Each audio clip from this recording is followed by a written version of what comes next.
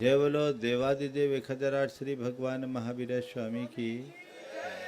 अहिंसा परमो धर्म की। परम पूज आचार्य गुरुवर श्री विद्यासागर जी महाराज की।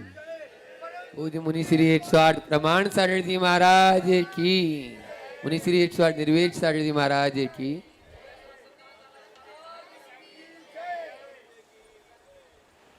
एक व्यक्ति ने रात के अंतिम प्रहर में एक सपना देखा। सपने में उसे परमात्मा के दर्शन हुए और परमात्मा ने उससे कहा, यहाँ क्या पड़ा है, उठ, पूरब दिशा की ओर बढ़। 3 मील आगे जाने पर नदी के किनारे एक संत की कुटिया है। वहाँ संत विराजमान है, तो उनके पास जा और बेशकीमती पारस मणि प्राप्त कर ले। सपना देखते ही उसकी नींद खुल गई, फूला न समाया। एक तो परमात्मा के दर्शन का सौभाग्य और जन्म जन्म के दारिद्र्य के विनाश का सुअवसर। वो मुंह अंधेरे ही चल पड़ा। 3 मील चलने पर दूर से ही उसे संत की कुटिया दिखाई पड़ी। संत के चरणों में जाकर उसने अपना प्रणिपात किया। अपना परिचय देते हुए उसने अपने आने के कारण को बताया। संत उसका निवेदन सुनकर मुस्कुरा उठे और उससे कहे कि पारसमणि तुझे चाहिए, पारसमणि तो मेरे पास है, तू चाहे तो ले सकता है, पर वो यहाँ नहीं है। यहाँ से आगे आधा मील दूर पर वो जो बरगद का पेड़ दिखाई पड़ रहा है, उसके नीचे पड़ा है। तुम जाओ और उसे ले लो। वो बिना कुछ सोचे सीधे बरगद के पेड़ की ओर चला। दूर से ही उसे चमकती हुई वह पारसमणि दिखाई पड़ी। उमंगों से भरकर उसने उसे उठाया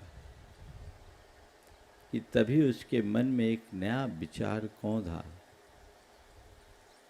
कि निश्चित ये संत असाधारण है। इसके पास पारस मणि से भी मूल्यवान कोई मणि है, तभी तो पारस मणि को खुले आसमान के नीचे रख छोड़ा है। जब मुझे लेना ही है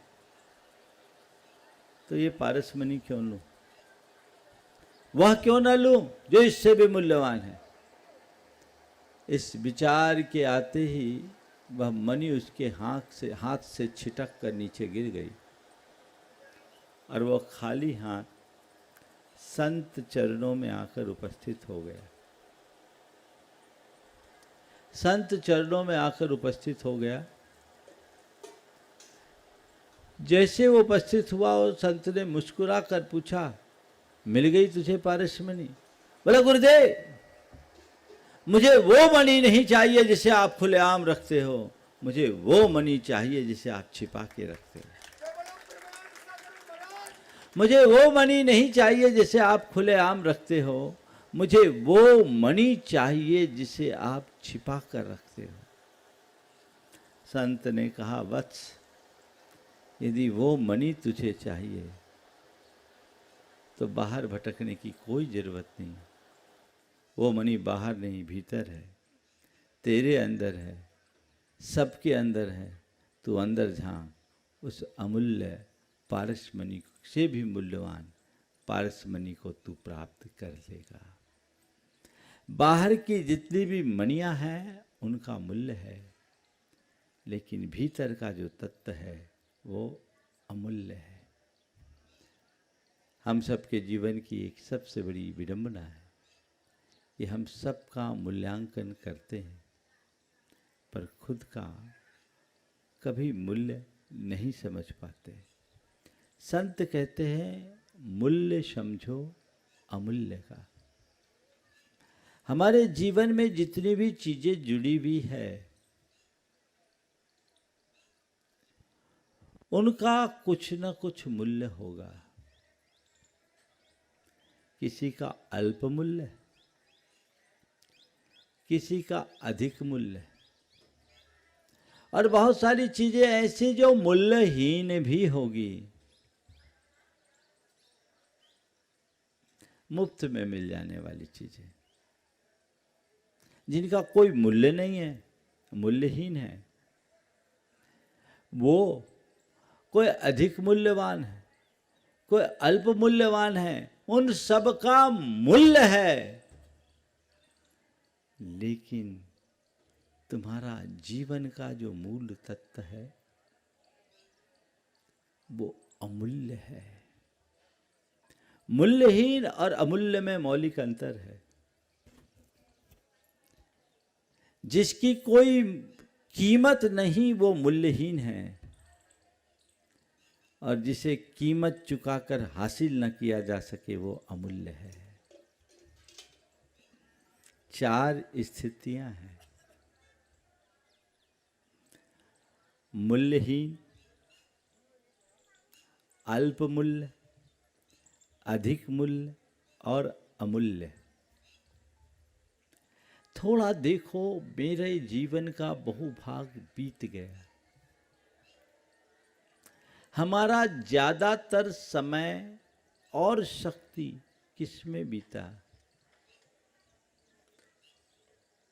मूल्यवान में, अधिक मूल्यवान में, अमूल्य के लिए या मूल्यहीन के लिए? किसके लिए? बोलो, किसके लिए? बोलचाल की भाषा में बोलूं तो फिजूल के लिए। किसके लिए?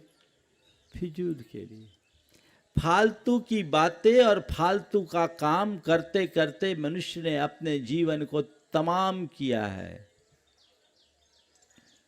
अंतर मन में झांक कर देखिए, अपना विश्लेषण कीजिए कि मेरे जीवन का कितना बड़ा भाग बिना मतलब के कार्यों में बीत रहा है? बोलो। आजकल तो सब निठल्ले हो रहे। जो आप लोग दिन भर सोशल मीडिया में एक्टिव रहते हो, और दिन भर कहना ठीक नहीं, अब तो रात भर की बात करो, दिन तो सोने में बीतता है। तो ये रात दिन जिसके पीछे लगे हो, उसका कोई मूल्य है क्या? उसका कोई अर्थ है? अर्थ है या व्यर्थ है? बताओ। हाँ? और कसम खाए बैठे हैं कि हम व्यर्थ में ही अपना जीवन व्यर्थ कर देंगे। क्या कर रहे हैं? अपने इस दुर्लभ जीवन को समझिए और उसे सही दिशा देने का प्रयत्न कीजिए। जिन बातों का कोई औचित्य नहीं, अर्थ नहीं, उन्हें मूल्यहीन समझिए और मूल्यहीन बातों से अपने आप को दूर कीजिए। दुनिया में जितने लोग भी आगे बढ़े हैं, चाहे लोक अथवा लोकोत्तर क्षेत्र में, वे ही आगे बढ़ पाए जिन्होंने केवल प्रयोजन से प्रयोजन रखा है। आप बोलो, प्रयोजन से प्रयोजन रखते हो या प्रयोजनहीन बातों में ही उलझे रहते हो? हाँ? मत कहो तो बिठा ले काय को। कहां जा रहे हैं हम? एक लक्ष्य बनाइए आज से कि मैं मूल्यहीन में अपना समय बर्बाद नहीं करूंगा, क्योंकि जो मनुष्य मूल्यहीन बातों और कार्यों में अपना समय बिताता है, उसका कोई मूल्य भी नहीं बचता। कई लोग बोलते हैं हमको कोई वैल्यू ही नहीं देते, हमारी कोई वैल्यू नहीं समझते, बोलते हैं ना आप लोग। हाँ, और दूसरे शब्दों क्या, हमारी कोई वैल्यू नहीं है, ऐसा भी बोल देते हैं आप लोग, है ना। हमें वैल्यू नहीं देते, वैल्यू नहीं समझते, हमारी कोई वैल्यू नहीं है। अरे भैया, वैल्यू तुम्हें मिलेगी तब जब तुमने वैल्यू को आत्मसात किया हो, तब। मूल्य वो ही पाते हैं जो अपने जीवन मूल्यों को जीवन में प्रतिष्ठा देते हैं। तुमने जीवन मूल्यों को ही अपने जीवन में आधार नहीं दिया तो तुम्हारे जीवन को मूल्य मिलेगा कैसे? तुमने अपने जीवन को यूं ही व्यर्थ कर दिया तो क्या मिलेगा? देखो, मिट्टी का कोई मूल्य नहीं है, लेकिन मिट्टी को अगर घड़े का आकार दे दिया जाए तो वो मूल्य पा जाता है। मिट्टी व्यर्थ हो जाती है, लेकिन घड़ा अपना अर्थ प्रकट करता है, और गर्मी में तो घड़े की और अधिक उपयोगिता है। तुम्हें तय करना है मिट्टी की तरह अपने जीवन को व्यर्थ बनाना है या मंगल कलश का रूप धरकर सार्थक बनाना है। मिट्टी से मंगल कलश की यात्रा अगर करनी है तो अपनी दिशा बदलनी होगी, और पहला सूत्र, मूल्यहीन काम, मूल्यहीन बातों से अपने आप को दूर रखना है। मैं बच्चों से लेकर बड़े तक सबकी बातें कर रहा हूं। फिजूल की बातों में अपना जी उलझाना कतई समझदारी नहीं है। आप देखिए, मूल्यहीन बातें, मूल्यहीन काम, मूल्यहीन विचार और मूल्यहीन खर्च आप दिन भर में कितना करते हैं?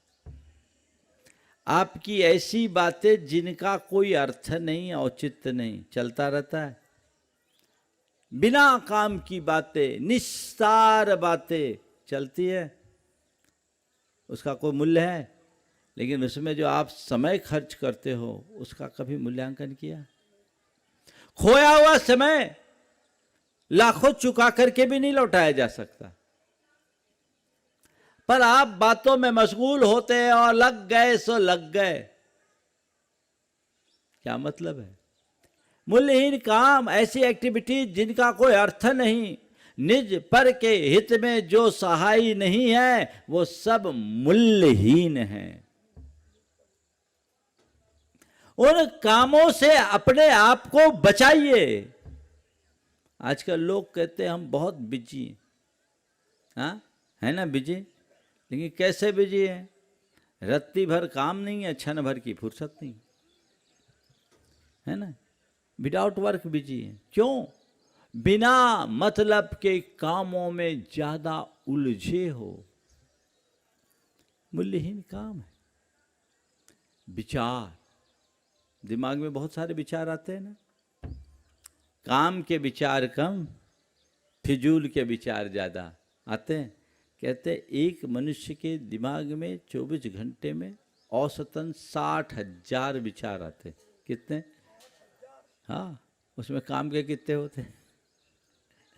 महाराज, काम के तो कोई कोई होते, बिना काम के विचार आते रहते हैं।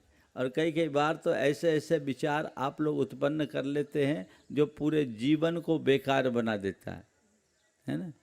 एक आदमी था, उसका नाम था चंपालाल पटेल। वो रोज अपने घर के ओटे पे बैठ के दतौन किया करता था, और जिस समय वो दतौन करता था उसी समय एक सांड आता था। उस सांड की सींग ऐसी थी, आर्च बनी हुई। सांड की सींग आर्च के शेप में थी। एक दिन उसके मन में विचार आया, इस सांड की सींग में मैं अपनी गर्दन घुसाऊंगा तो घुसेगी कि नहीं? सांड के सींग में मैं अपनी गर्दन घुसाऊंगा तो घुस पाएगी कि नहीं? अब दिमाग में विचार आ गया, दतौन चल रहा है, सांड खड़ा है, इसकी सींग में गर्दन घुसाऊं, घुसेगी कि नहीं, घुसेगी कि नहीं, घुसेगी कि नहीं। रोज का एक क्रम हुआ, दतौन करना, सांड का आना, दिमाग में यही बात, इसमें सींग में गर्दन घुसाऊं तो घुसेगी कि नहीं, घुसेगी कि नहीं, घुसेगी कि नहीं। एक दिन उसने सोचा हद हो गई, प्रैक्टिकल करके क्यों ना देख लिया जाए। और फिर क्या हुआ, उसने सांड के सींग में अपनी गर्दन घुसाई। फिर आप समझ सकते क्या हो गया, उसकी हड्डी पसली सब चूर हो गई, है ना।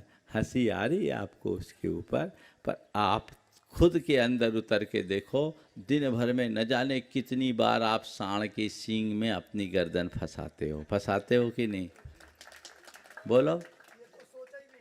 हाँ, सोचा ही नहीं है। सोचने की फुर्सत मिले तब तो सोचोगे। दिन भर में कहीं ना कहीं से सांड के सींग में आप अपनी गर्दन घुसाते हो, परिणाम हालत खस्ता। बिना मतलब के कामों से, बिना मतलब की बातों से, बिना मतलब के विचारों से और बिना मतलब के खर्चों से बचिए, क्योंकि ये आपके जीवन को मूल्यहीन बना देगा, उसे मूल्यहीन बनाएगा जो अमूल्य है। जीवन को ऊंचा उठाइए।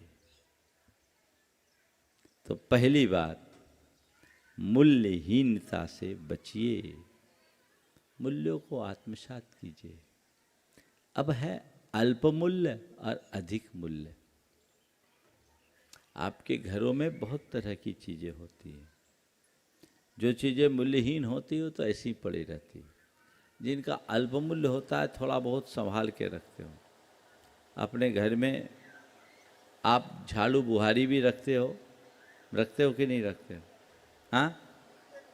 और आप अपने घर में जेवरात भी रखते हो। झाड़ू बुहारी कहाँ रखते हो? हाँ, दरवाजे की ओट में, है ना। और ज्वेलरी सेफ में, तिजोरी में। ठीक है। क्यों ये अंतर क्यों? चीज तो दोनों आपकी घर की है। कभी बुहारी को आप तिजोरी में नहीं रखते और तिजोरी में रखी ज्वेलरी को आप दरवाजे की ओट में नहीं रखते, बुहारी की जगह नहीं रखते। क्यों? केवल इसलिए कि जो चीज़ें अल्प मूल्यवान हैं वो सुलभ है और जो अधिक मूल्यवानी है वाली है वो दुर्लभ है। तो जिसका जितना अधिक मूल्य दिखता है हम उसके प्रति उतना अधिक केयरफुल हो जाते हैं, होते हैं। तो मैं आप सबसे कहता हूँ, मूल्यहीन बातों पर तो ध्यान ही मत दीजिए। अल्प मूल्य वाली चीज़ों का उपयोग कीजिए, लेकिन उलझिए मत। चीज़ें चाहिए, बहुत सारी चीज़ें। रोजमर्रा के जीवन में जो गोरख धंधा आप लोग करते हैं वो आपके जीवन के निर्वाह के लिए आवश्यक और अपेक्षित है। अगर हम सांसारिक दृष्टि से बात करें तो वह जीवन निर्वाह का साधन है, जिसे परमार्थ की दृष्टि से अल्प मूल्य वाला कहा जा सकता है। यत् किंचित उपयोग कीजिए और भूल जाइए। लेकिन अधिक मूल्य की चीजें जो जिन्हें आप बेशकीमती मानते हो, अपने घरों में जैसे संभाल कर रखते हो, तो वो है आपका गुण वैभव जो अधिक मूल्यवान है। उसे पूरी ताकत से बचाने की कोशिश कीजिए। धन वैभव परमार्थ की दृष्टि से अल्प मूल्य वाला है और गुण वैभव अधिक मूल्य वाला है। इसलिए धन वैभव पर फोकस करने की जगह गुण वैभव पर ध्यान दीजिए। जीवन का अपने आप उत्कर्ष हो जाएगा। विचार करने की बात केवल इतनी सी है कि हम किस पर ध्यान दे रहे हैं। धन वैभव के लिए 24 घंटा है, गुण वैभव के लिए एक पल भी नहीं। मेरे जीवन के गुण संरक्षित हो, संवर्धित हो, मैं अपने गुणों को पुष्ट कर सकूं, ये मेरे काम में आने वाला है। इसे मुझे आगे बढ़ाना है। ये लक्ष्य अपने जीवन का होना चाहिए। और ये सब तब होगा जब आप अपने जीवन को अमूल्य समझोगे। मेरा ये जीवन दुर्लभ है। सारे जीवन की कमाई एक तरफ और जीवन की एक सांस एक तरफ। बोलो कौन भारी पड़ेगा? कोई मरता हो, वो अपनी पूरी जिंदगी की कमाई दांव पर लगा दे तो क्या उसे बचाया जा सकता है? हाँ? नहीं। क्या हो गया? वो अमूल्य है। उस अमूल्य जीवन को पाकर के मैं कुछ ऐसा अर्जित करूं कि मेरा ई भाव भी सुधरे और भावी भाव भी सुधरे, संसार के आवागमन के चक्र से हमेशा हमेशा को मुक्त हो सकूं। कहते सिकंदर ने 27 वर्ष की उम्र में विश्व विजेता बनने का श्रेय प्राप्त किया। जब विश्व विजय अभियान के क्रम में वो वापस यूनान की ओर लौट रहा था, उसकी तबीयत एकदम से गंभीर हो गई। जब उसकी हालत गंभीर हुई तो उसने अपने परिचारकों से कहा, मेरी एक दिली तमन्ना है कि किसी तरह मेरी माँ तक मुझे पहुँचा दो। मैं अपनी माँ से बेपनाह मोहब्बत करता हूँ। मैं अपनी माँ से एक बार मिलना चाहता हूँ। परिचारकों ने कहा, सम्राट, आपके शरीर की स्थिति इतनी कमज़ोर है कि आपकी माँ तक आपको पहुँचा पाना संभव नहीं। तो उसने कहा, मेरी माँ तक मुझे नहीं पहुँचा सकते तो कोई बात नहीं, मेरी माँ के यहाँ आने तक मुझे बचा लो, मैं तुम्हें अपना आधा साम्राज्य दे दूंगा। मेरी माँ तक मुझे नहीं ले जा सकते, कोई बात नहीं, माँ के यहाँ आने तक मुझे बचा लो, मैं तुम्हें अपना आधा साम्राज्य दे दूंगा। परिचारकों ने कहा, सम्राट, आधा क्या, पूरा साम्राज्य भी क्यों न दे दो, तो भी आपके माँ के यहाँ आने तक आपको बचाने की गारंटी नहीं ले सकते। आधा क्या, पूरा साम्राज्य भी आप क्यों न दे दो, तो भी आपकी माँ के यहाँ आने तक आपको बचाने की गारंटी नहीं ले सकते। तब सिकंदर के मुख से निकला, धिक्कार है उस सत्ता और साम्राज्य को जिसके पीछे मैंने अपने जीवन की सारी सांसें खपा दी। धिक्कार है उस सत्ता और साम्राज्य को जिसके पीछे मैंने अपने जीवन की सारी सांसें खपा दी। आज उसे दांव पर लगाने के बाद वह मुझे 2 पल के लिए नहीं बचा पा रही है। काश मैं इसे पहले जान पाता, अब मैं चाहूं भी तो रुक सकता नहीं भाई, कारण मंजिल ही खुद डिगबरती बढ़ाने की कोशिश करता, उतनी ही माटी और धसकती जाती है। मेरे अधरों में घुला हलाहल है काला, नैनों में नंगी मौत खड़ी मुस्काती है राम नाम ही सत्य, असत्य सब और कुछ, बस यही ध्वनि कानों से आ टकराती है, बस यही ध्वनि कानों से आ टकराती है। तो अब मैं मरूंगा, मुझे मरने का कोई डर नहीं, मैं मरूंगा और मेरे मरने के बाद तुम लोग मेरा जनाजा उतारोगे। बस तुम सबसे मेरा एक ही कहना है, मेरी एक गुजारिश है कि जब मैं मरूं मेरा जनाजा उठाओ तो मेरे दोनों हाथ बाहर निकाल देना।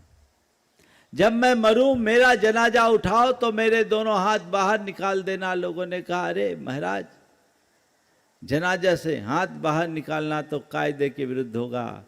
सिकंदर ने कहा, हाँ, सिकंदर का जनाजा उठेगा और कायदे के विरुद्ध ही उठेगा, ताकि दुनिया के लोग ये जान सके सारे कायदे का उल्लंघन कर विश्व विजेता बनने वाला सिकंदर भी इस दुनिया से खाली हाथ जा रहा है। बंधुओं, अमूल्य का मूल्य समझो, अपने आत्म तत्व को पहचानो। अभी जिन जिन चीजों को तुम मूल्य दे रहे हो, सच्चे अर्थों में देखा जाए वो तो भाव भाव में सुलभ है। ये जीवन बार बार सुलभ नहीं है। इस दुर्लभ जीवन को संभालिए, संवारिए और अपने जीवन को ऊंचा उठाने का सत प्रयत्न कीजिए, जिससे हमारा जीवन सफल होगा, सार्थक होगा। यही सम्यक दर्शन है। आत्म तत्व के बोध के बिना जीवन का कल्याण असंभव है, और जिसे आत्म बोध हो जाता है बाकी बातें सब उसके लिए मूल्यहीन हो जाती है। हमने अभी तक औरों को मूल्य दिया, औरों को महत्व दिया, पर जो अपना था उसकी तरफ ध्यान नहीं दिया। आज से हम ऐसा लक्ष्य बनाएं जिससे अपने जीवन की दिशा और दशा परिवर्तित की जा सके। बोलिए अहिंसा परमो धर्म की।